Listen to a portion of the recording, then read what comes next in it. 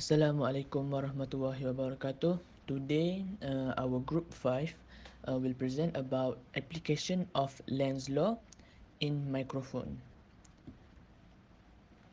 Okay, for the definition of the Lenz law, this is induced current in a closed conducting loop if and only if the magnetic flux through the loop is changing. The direction of the induced current is such that the induced magnetic field always opposes the change in the flux. Okay, we go to the reason for opposing and cause of induced current in Lenz law.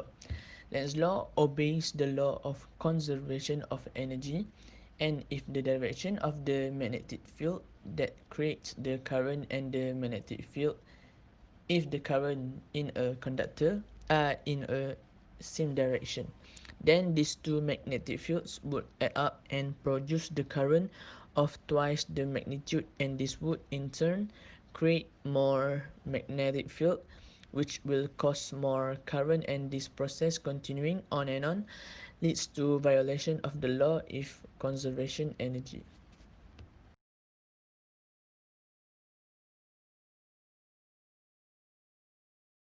Okay, next for the direction of induced current by right hand rule. Okay, you wrap your fingers around the coil in the direction of the current. Your thumbs point to the knot. Okay, you can see the picture. Thumb towards the knot. Okay, this is for the current flow. Okay, what happens when a magnet is moved at a coil of wire? Okay, what happens when a magnet is moved in towards coil? When magnet is inserted into the solenoid, a north pole will be induced on the right side of coil to oppose the incoming north pole. By right hand grip rule, the induced current will flow anti-clockwise so that the pointer deflects to the right. Okay, what happens when a magnet moves out the coil? When magnet is withdrawn from the solenoid, a a subpole will be induced on the right side of coil to oppose the outgoing north pole by using right hand grip rule. The induced current will flow clockwise so that the pointer deflects to the left. Okay,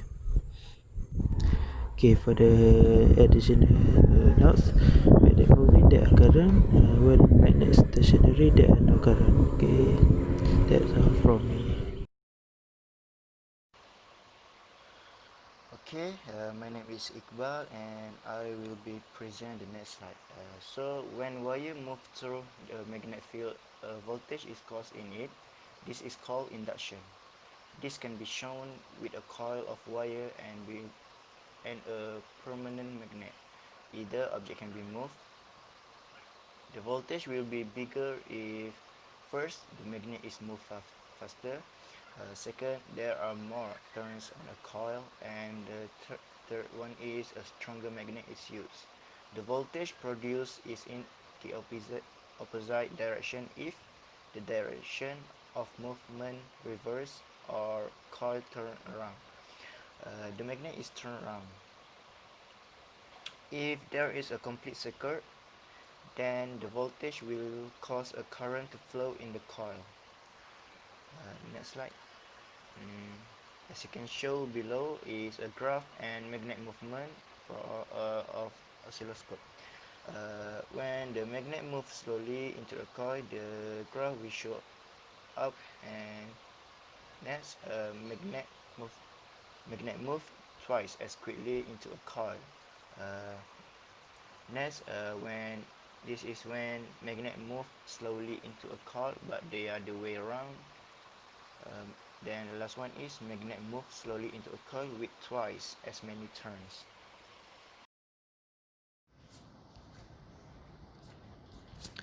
Lenz law in microphone. Microphones convert sound energy into electrical energy by induction. An amplifier is used to take the signal from a microphone and make it louder. The sound wave causes the coil of wire in a magnetic field. The makes an electric current flow in the wire induction.